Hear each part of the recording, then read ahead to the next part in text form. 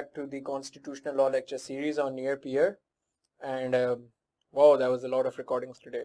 Anyways, I hope I have the same energy and the same level of passion for this lecture as well. So let's continue. Constitution of 1956. This was the first constitution that was passed in Pakistan.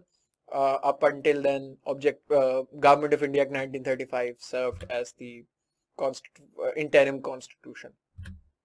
Pakistan became independent of the United Kingdom in 1947, but remained a British dominion like Canada and Australia until 1956. क्योंकि हमारा अपना constitution नहीं था, हमने separately अपने आप को Republic declare नहीं किया था, तो हम एक ब्रिटिश डोमिनियन रहे. कनाडा और ऑस्ट्रेलिया आज तक बरतानिया के डोमिनियंस हैं और वो क्वीन को as a head of state मानते हैं. The Constitution of 1956 was the fundamental law of Pakistan from March 1956 until 1958 coup d'etat. तो ये 2 साल रहा, 56 से 58 के बाद मार्शल लॉ लगा. जब हम ब्रिटिश डोमिनियन थे 1956 तक, तो इसीलिए गवर्नर जनरल का ऑफिस रहा, जो कि कॉलोनियल ऑफिस था. कायदे आजम उस पर रहे, बाद में दूसरे लोग आ गए, और जो हमारी हेड ऑफ स्टेट था वो क्वीन ही थी तब तक. It was the first constitution adopted by independent Pakistan. Background. Under Section 8 of the Indian Independence Act 1947, the Government of India Act 1935 with certain adaptations served as the working constitution of Pakistan या interim constitution of Pakistan. ठीक है. Still, the need of a full independence and a constitution to be framed by the elected representatives of the people was all the more necessary for the free citizens of a sovereign state. After assuming charge as Prime Minister, Chaudhry Muhammad Ali and his team worked hard to formulate a constitution. The committee which was assigned the task to frame the constitution presented the draft bill in the Constituent Assembly of Pakistan in January 9, 1956. There was a strict opposition from Bengali autonomists such as Abdul Hamid Khan Bashani. Bashani साहब ने इसको बहुत strictly oppose किया था. However, in spite of their opposition, the constitution was adopted and enforced in 23rd March 1956. With this, Pakistan's status as a dominion ended and the country was declared an Islamic Republic of Pakistan. Constituent Assembly became Interim National Assembly and Governor General Iskandar Mirza sworn in as the first president of Pakistan. ठीक है. अब ये किन 5 principles. With this, Pakistan's status as a dominion ended and the country was declared an Islamic Republic of Pakistan.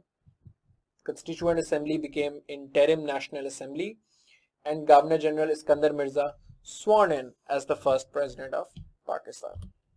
ठीक है. अब ये किन 5 principles के गिर्द था. इसमें फेडरेशन थी, स्ट्रॉन्ग प्रेसिडेंट था, यूनिकेमरल सिस्टम था, इस्लामिक रिपब्लिक था, वन पार्टी सिस्टम था. ठीक है. तो ये 5 चीजें. Alright, so let's go to the salient features. इसका पहला फीचर यही कि रिटन कॉन्स्टिट्यूशन था. 234 articles divided into 13 parts and 6 schedules. ये याद करना अच्छी बात होती है यार, कॉन्स्टिट्यूशन के हर एक्ट के कभी कभी एमसीक्यूज में आ जाती हैं ये चीजें. दूसरा फीचर के इस्लामिक डेमोक्रेसी था. Pakistan was declared an Islamic Republic. Mandatory that is Muslim could become the president of the country. लेकिन जो प्राइम मिनिस्टर था वो सब कोई भी सिटीजन बन सकता था, but president needed to be Muslim. President would set up organization for Islamic research. Good relations with Muslim countries became the main policy. Qaid's declaration that Pakistan would be a democratic state based on Islamic principles of social justice were made the preamble of the constitution through objective resolution. Steps were to be taken to enable Muslims individually and collectively to live according to the teachings of Quran and Sunnah and to implement Islamic moral standards. Different sects की different Islamic interpretations को due regard दिया जाएगा. Properly organise ज़कात, वक्फ और mosques को के लिए भी पूरा इंतजाम किया जाएगा.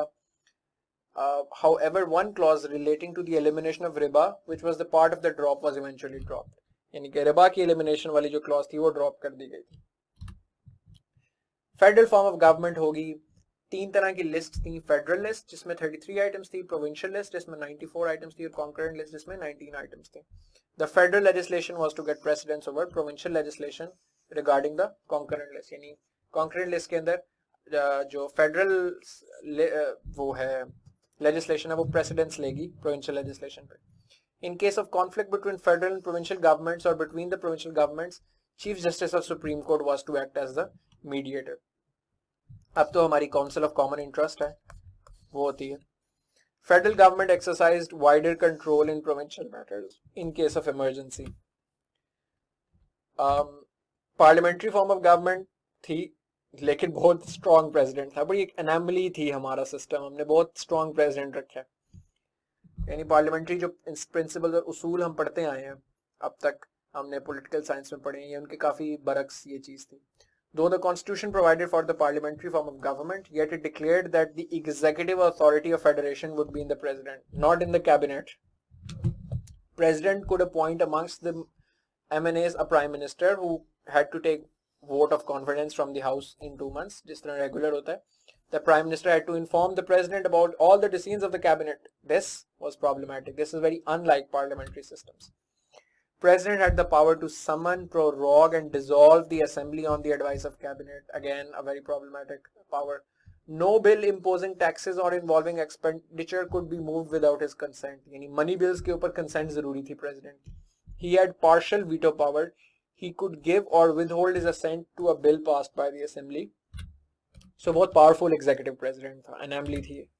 Unicameralism. Even though हमने profess किया कि हम federal फॉर्म ऑफ गवर्नमेंट बनाएंगे, लेकिन हमने तब भी 3 लिस्टें बना दी। उन लिस्टों के अंदर कॉन्करेंट लिस्ट में सुप्रीमेसी फेडरल लेजिस्लेचर को दे दी और लेजिस्लेचर भी यूनिकैमरल बनाया था। The national assembly was to consist of 300 members. Age limit of the candidate for seat was 25 years. Unicameral क्यों बनाना पड़ा? एक तो ये कि हमने 1 यूनिट पॉलिसी अपनाई हुई थी और रिप्रेजेंटेशन में पैरिटी थी। Principle of parity was accommodated in the constitution. West Pakistan was treated as 1 unit and seats were divided equally between the 2 wings of the country. अब हुआ ये था कि constitution making के time भी ये issue था कि Bengali as a population east Pakistan में उनकी आबादी ज्यादा थी, तो अगर पॉपुलेशन की बेसिस पे हाउस की डिस्ट्रीब्यूशन करते तो उनकी सीटें ज्यादा होनी थी।